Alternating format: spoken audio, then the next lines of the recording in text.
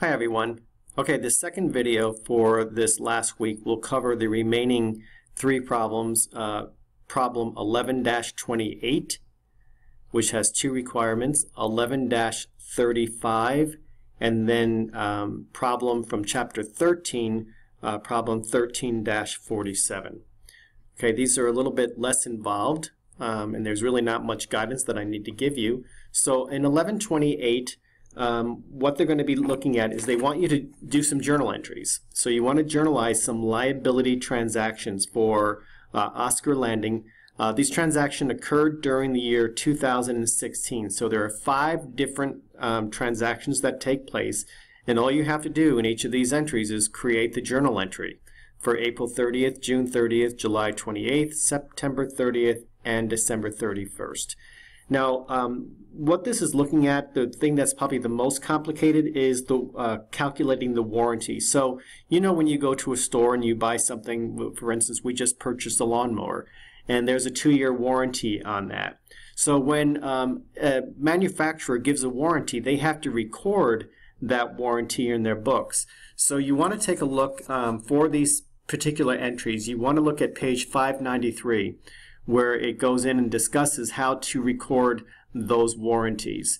And that's basically all I'm going to say. This is pretty straightforward. Students don't usually have an issue with this particular problem, so just refer to page 593 of the textbook where they're talking about warranties, but you're going to have 5 potential journal entries for this particular problem. So the next problem is P11-28. And 11-28 has to do with, no, I'm sorry, we just did 11-28. I'm sorry, I'm confusing myself. The next one is 11-35. So in 11-35, we're going to be looking at accounting for liabilities of a known amount. So let's take a look at that particular problem. They call it requirements 1, 2, and 3, but it's basically done on one spreadsheet here. So you basically have 3 journal entries that you're going to be doing.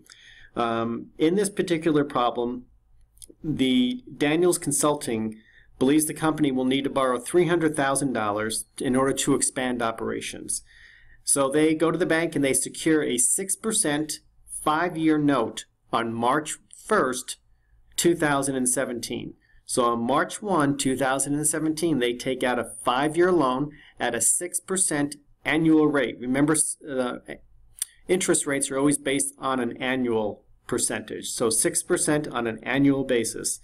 Daniels must pay the bank principal in 5 equal installments. So in those 5 years, at the end of each year, Daniels will be paying off 1/5 of that loan amount, 1/5 of that $300,000. That's important to remember. Every year they pay off just 1/5 of that amount.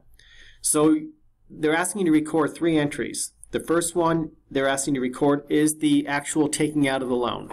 So on March 1st, 2017, you're going to record the entry for recording that note that they're taking out, the loan they're taking out from the bank. The second entry is going to be at the end of December, of that first year, December 31st, 2017.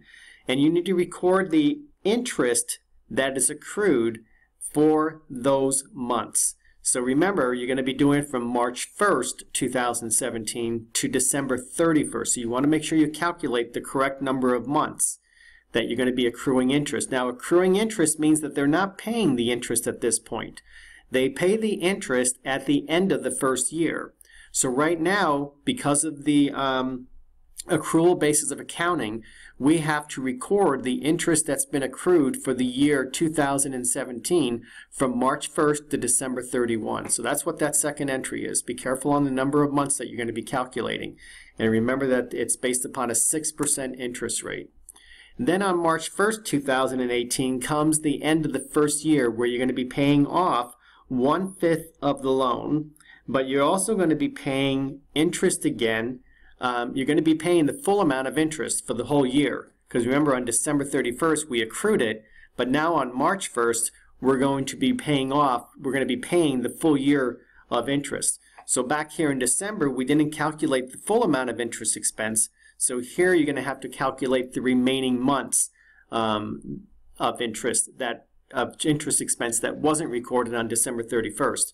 But then you're going to be paying the full year of interest. So you want to take a look there at page 582 through page 584 in the textbook.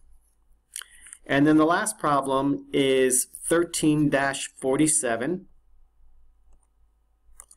And 1347 is, let me take a look at that. 1347 is sources of equity and journalizing stock insurance. What this is basically recording when a company issues stock, both common and preferred stock.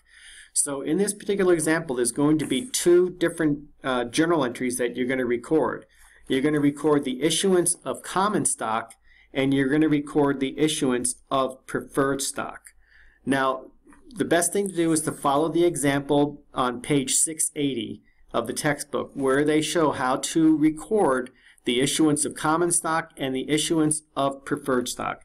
Now, it's pretty straightforward. The only thing I will say in this particular problem is that in the information they give you a lot of superfluous information that's not really required for you to record this journal entry. So just be careful of what they're giving, the information they're giving you. So for instance, when they're saying that they're issuing 4% $50 par preferred shares at $55 per share, then they say assuming total stockholders' equity is $25,422 and includes 200 shares of common stock and 0 shares of preferred stock issued, blah, blah, blah. That's sort of unnecessary information. You don't really need that in order to do this problem. So just take a look at page 680, follow those examples, and again, if you have any questions, please feel free to call me at 602-639-7378. Thank you.